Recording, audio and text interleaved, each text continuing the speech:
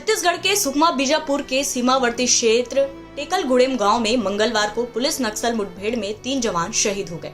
वहीं 14 जवान घायल हो गए, जबकि इस दौरान 6 माओवादियों के मारे जाने की सूचना है। बस्तर पुलिस के अधिकारियों ने मामले की पुष्टि की। ये इलाका नक्सलियों का कोर एरिया माना जाता है, जहां कैंप खोलने का विरोध लंबे समय से नक्सली कर रहे थे। सुकमा और बीजापुर जिले के सीमा में स्थित टेकलगुड़ेम गांव में 29 जनवरी को ही विधिवत कैंप खोला गया था। कैंप खोले जाने के विरोध में नक्सलियों ने बड़ा हमला कर दिया। बताया जा रहा है कि कैंप खुलते ही सुरक्षा बल के जवान सर्च ऑपरेशन पर निकले थे। इस दौरान नक्सलियों ने जवानों को एम्बुश में फंसा दिया और गोलीबारी शुरू कर दी। बस्तर आईजी सुंदर राज पी ने बताया, जिला सुकमा बीजापुर के सीमावर्ती क्षेत्र टेकलगुड़ेम गांव में नक्सल गतिविधि के ऊपर अंकुश लगाते हुए क्षेत्र की जनता को मूलभूत सुविधा से लाभान्वित करने के लिए नए सुरक्षा कैंप स्थापित किए गए हैं। कैंप स्थापना के बाद बौखलाए माओवादियों ने फायरिंग की। सुरक्षा बलों की ओर से जवाबी कार्रवाई की गई। फिलहाल इस इलाके में सर्च अभियान बढ़ा दिया गया है। जो हमारा आउटर कॉर्डन में जोड़ा हुआ कोबरा और STF, DRG, CRPF के बल के साथ उनकी मुठभेड़ हुई। मुठभेड़ में हमारे जवान द्वारा काफी मुंह तोड़ जवाब दिए गए थे। उसमें संभवतः माओवादी को कम से कम 6 कैडर मारा जाने का हमारे पास अभी विजुअल्स प्राप्त हुई है। साथ साथ इस घटना के दौरान हमारा जो 3 जवान हैं, उनमें से 2 कोबरा 201 बैटलियन का और एक CRPF 150 वाहिनी का 3 जवानों का शहादत हुई है। उन्होंने काफ़ी बहादुरी से इस मुठभेड़ में लड़ाई लड़ा, लेकिन दुर्भाग्यवश तीनों घायल हुआ और घायल के पश्चात उन्होंने स्पॉट में उनका शहादत भी हो गए थे।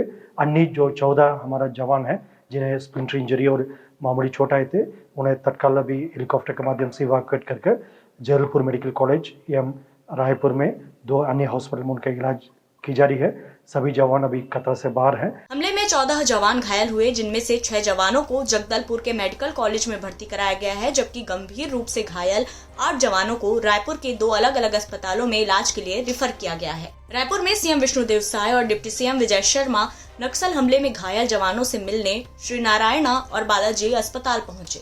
इस दौरान उन्होंने अफसरों को बेहतर इलाज के प्रबंध करने के निर्देश दिए हैं। CM साय ने कहा, हम हर स्थिति में अपने जवानों के साथ मजबूती से खड़े हैं। उन्होंने कहा कि माओवाद के खिलाफ हम लड़ाई मजबूती से जारी रखेंगे। टेकलगुड़ा में आज ही सुरक्षा कैंप स्थापित हुआ था और सुरक्षा कैंप वहाँ के लोगों की सुख सुविधा के लिए सरकारी जो योजनाएं हैं उन तक पहुँचे, इसके लिए स्थापित होता है। और ये नहीं चाहते नक्सली की सुरक्षा कैंप स्थापित हो।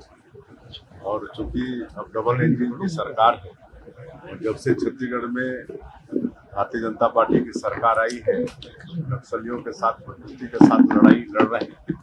ये लोग बौखलाए हुए हैं और एक कायराना हरकत किए हैं। वहीं DGP अशोक जुनेजा ने कहा कि कैंप खुलने के कारण ही नक्सली बौखला गए हैं। हमारे जवानों ने मजबूती से लड़ाई लड़ी है, हम आगे भी अभियान जारी रखेंगे। हमारी स्ट्रेटेजी कोर एरिया में जाने की है और निरंतर नक्सल विरोधी अभियान में और भी तेजी लाई जाएगी। और जहां पर हमारे कैंप स्थापित करके इंटीरियर एरियाज के अंदर जो भी वहां पे जनमानस को सुविधाएं दी जानी है, उस कैंप के माध्यम से राज्य शासन और केंद्र शासन की वो सुविधा उन सबको उपलब्ध कराई जाएगी, जिससे कि नक्सलियों से वो टूटकर राज्य शासन और केंद्र शासन की तरफ जुड़े। माना जा रहा है कि कोर एरिया में कैंप खोले जाने के बौखलाहट साफ देखी जा सकती है, इसलिए नक्सलियों ने इस हमले को अंजाम दिया है। साल 2021 में भी ऑपरेशन के दौरान इन्हीं बटालियन के साथ बड़ी लड़ाई हुई थी। इनमें 23 जवानों की शहादत हुई थी। ऐसे में भले ही नक्सली अपने लोगों के अधिकारों को लेकर लड़ने का दावा कर रहे हैं, लेकिन इतना तो तय है कि वे विकास के विरोधी हैं। उनके इस तरह के हमले से न जाने कितने घर परिवार उजड़ रहे हैं। उम्मीद है लाल आतंक का यह खौफनाक मंजर जल्द ही खत्म होगा। जगदलपुर से धर्मेंद्र महापात्र और रायपुर से अजय सोनी की रिपोर्ट, छत्तीसगढ़ तक।